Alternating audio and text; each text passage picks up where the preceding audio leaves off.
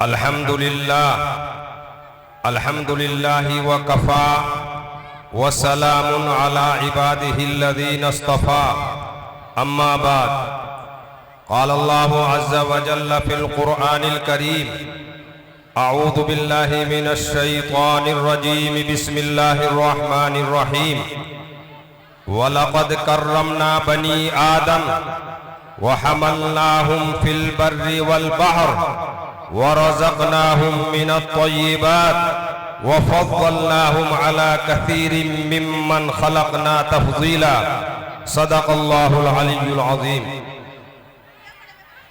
محترم بزرگوں، دینی اور ایمانی بھائیوں، اللہ رب العزت کا فضل اور اس کا احسان ہے کہ اللہ رب العزت نے ہم سب کو ایمان جیسی عظیم الشان دولت عطا فرمائی ہے۔ باری تعالیٰ سے دعا ہے کہ باری تعالیٰ ہم سب کو تا زندگی اپنے دین کی سلامتی کے ساتھ ہمیں دنیا میں زندہ رکھے، اور جب ہمارا آخری وقت آئے دنیا سے جانے کا تو ہم سب کی زبان پر، پوری امت مسلمہ کی زبان پر کلمہ لا الہ الا اللہ محمد الرسول اللہ جاری ہو۔ دوستوں اور ساتھیوں، ہم یہاں بیٹھے ہوئے ہیں، یہ مبارک مجلس ہے دارالعلوم رحیمیہ، جو آپ کا محبوب ادارہ ہے، اور آپ اس کو چاہتے ہیں دل و جان کے ساتھ۔ اس کا ماشاءاللہ سالانہ جلسہ ہو رہا ہے، اور آپ بھی بیٹھے ہیں، ہم بھی یہاں بیٹھے ہیں، علماء کرام تشریف فرما ہے۔ جب بھی کبھی ایسی مجلس کے اندر ہمارا بیٹھنے کا موقع ملے تو اس کو غنیمت سمجھنا چاہیے، اور یہ دل میں سوچو کہ ہو سکتا ہے کہ آئندہ ہمیں ایسی مجلس میں بیٹھنے کا موقع ملے گا یا نہیں ملے گا، کیونکہ ہم سب کو معلوم ہے، ہم سب کا اس پر یقین ہے کہ زندگی کا کوئی بھروسہ نہیں ہے۔ زندگی اور موت یہ اللہ نے اپنے قبضے قدرت میں رکھی ہے، جس وقت وہ چاہے گا ہمیں دنیا سے اٹھا لے گا۔ تو اس لیے دوستوں اور ساتھیوں، ایسی مبارک مجلس کے اندر جس میں اللہ اور اس کے رسول کا تذکرہ کیا جاتا ہو، قرآن کی آیتیں پڑھ کر سنائی جاتی ہو، نبی کریم صلی اللہ تعالیٰ علیہ وسلم کی سیرت مبارکہ بیان کی جاتی ہو، آپ کے احوال اور اقوال کو بیان کیا جاتا ہو، تو ایسی مبارک مجلس میں بیٹھ کر ہمیں اللہ کا شکر ادا کرنا ہے کہ اللہ نے ہمیں ایسی مجلس میں بیٹھنے کی توفیق مرحمت فرمائی، تو اس پر خدا کا شکر ادا کرنا چاہیے۔ دوسری بات یہ ہے کہ مجلس میں بیٹھنے کے بعد اس مجلس کے وقار کو آپ کو برقرار رکھنا ہے۔ سنجیدگی کے ساتھ جو بات سنی جائے، عمل کے ارادے سے سنی جائے۔ جب انشاءاللہ ہم مجلس میں شرکت کریں گے، اور مجلس میں شرکت کرنے کے بعد ہم سننے کی نیت سے بیٹھیں گے، عمل کی نیت سے بیٹھیں گے، تو اللہ رب العزت سے امید ہے کہ اللہ رب العزت ہماری زندگیوں میں انقلاب پیدا فرمائیں گے، اور ہمیں صحیح راستے پر چلنے کی توفیق مرحمت فرمائیں گے۔ ہمیں ان جلسوں کو رسمی جلسے نہ بنایا جائے، بلکہ یہ جلسے ہمارے اکابرین نے اس لیے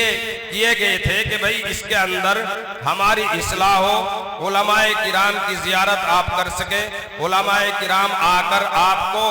دین کی باتیں، اللہ اور اس کے رسول کی باتیں بیان کر سکیں۔ تو دوستوں اور ساتھیوں، اس مجلس میں بیٹھے ہو، عمل کے ارادے سے بیٹھو، عمل کی نیت سے بیٹھو کہ جو بھی بات ہم سنیں گے انشاءاللہ اس پر 100% عمل کرنے کی کوشش کریں گے۔ یہ ہمارے دل کے اندر ہونا چاہیے۔ جب آپ توجہ کے ساتھ، غور کے ساتھ، دھیان کے ساتھ اپنی پوری توجہ کو جو بیان کرنے والے حضرات ہیں ان کی طرف توجہ کریں گے، اور دل و جان کے ساتھ اب اللہ اور اس کے رسول کی بات کو سنیں گے، تو انشاءاللہ اللہ کی ذات سے قوی امید ہے کہ ہمیں ان باتوں سے فائدہ ہوگا۔ تو دوستوں اور ساتھیوں، میں نے آپ حضرات کے سامنے قرآن مقدس کی ایک مختصر سی آیت تلاوت کی ہے، جس میں اللہ رب العزت نے آپ کے مقام کو بیان فرمایا ہے۔ دیکھیے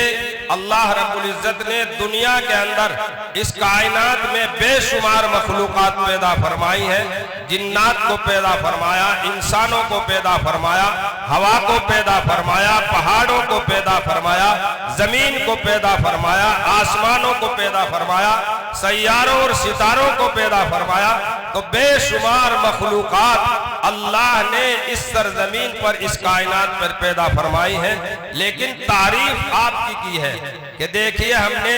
دنیا میں بے شمار مخلوقات پیدا کی ہیں، لیکن اے انسانوں تمہیں اللہ نے سب سے زیادہ فضیلت والا بنایا ہے، اشرف المخلوقات آپ کو بنایا ہے۔ اس لیے اللہ رب العزت نے آپ کی تعریف فرمائی ہے، اور اس آیت کے اندر آپ کے 4 اوصاف بیان کیے ہیں کہ ہم نے تمہیں عزت بخشی ہے۔ وَلَقَدْ كَرَّمْنَا بَنِي آدم، کہ ہم نے اے انسان کی اولاد ہم نے تمہیں عزت بخشی ہے، اور تمام مخلوقات میں تجھے سب سے زیادہ افضل اور سب سے زیادہ اشرف اور سب سے زیادہ شریف تجھے بنایا ہے۔ تو پہلی صفت تو پہلا انعام تو اللہ نے آپ کے اوپر یہ فرمایا کہ آپ کو اشرف المخلوقات بنایا۔ دوسرا انعام اللہ رب العزت نے جو آپ کو دیا ہے، اللہ فرماتا ہے وَحَمَلْنَاهُمْ فِي الْبَرِّ وَالْبَحْرِ، اے انسان ہم نے خشکی میں اور تری میں یعنی سمندروں کے اندر اور روئے زمین کے اوپر تیرے لیے سواری کا انتظام فرمایا ہے۔ خشکی میں آپ اس میں ہیلی کاپٹر میں، ہوائی جہاز میں، گاڑی میں، ٹرین میں سفر کر رہے ہیں، اور تری کے اندر یعنی سمندروں کے اندر ہوائی جہاز سے، پانی کے جہاز سے آدمی سفر کر رہا ہے۔ اور تیسری انعام اللہ نے جو آپ کے بارے میں فرمایا ہے وَرَزَقْنَاهُمْ مِنَ الطَّيِّبَاتِ، کہ ہم نے تمہیں پاک روزی جو حلال روزی ہم نے تمہیں عطا فرمائی ہے اس میں سے تم کھاؤ اور پیو۔ اور چوتھی صفت وَرَزَقْنَاهُمْ مِنَ الطَّيِّبَاتِ وَفَضَّلْنَاهُمْ عَلَى الْعَالَمِينَ، کہ ہم نے تمام جہانوں کے جو انسان کے علاوہ جو مخلوقات ہیں ان تمام مخلوقات میں تمہیں سب سے زیادہ افضل اور سب سے زیادہ فضیلت بخشی ہے۔ دوستوں اور ساتھیوں، میں تو آپ حضرات کے سامنے مختصر سی باتیں کرنے کے لیے، آپ کی مجلس کو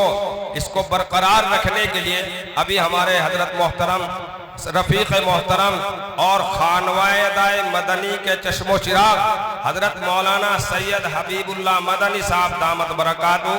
صدر جمعیت علماء ضلع سہارنپور، اور محتمم مولانا حسین احمد مدنی مدرسہ امبیٹا پیر، وہ ہمارے یہاں تشریف فرما ہے۔ حضرت کی بہت زیادہ مصروفیات رہتی ہیں، اور اسی طریقے سے حضرت کے بارے میں یہاں سے فون گیا کہ حضرت کا پروگرام مل جائے، تو حضرت نے ماشاءاللہ آپ حضرات کی توجہ سے اور آپ حضرات کی کوششوں سے حضرت یہاں تشریف لے آئے ہیں۔ ابھی تھوڑی دیر کے بعد انشاءاللہ حضرت کا بیان ہوگا۔ میری آپ سے درخواست یہ ہے کہ حضرت جو بھی باتیں آپ کے سامنے کریں، آپ بالکل دھیان کے ساتھ، توجہ کے ساتھ اور بڑے دل لگے کے ساتھ آپ حضرت کی باتوں کو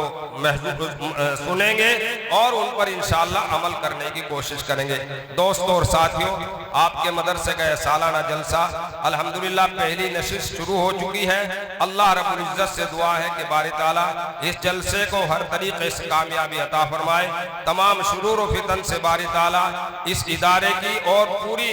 دنیا کے اندر جو بھی ہمارے ادارے ہیں ان تمام اداروں کی باری تعالیٰ حفاظت فرمائے۔ تو میں حضرت سے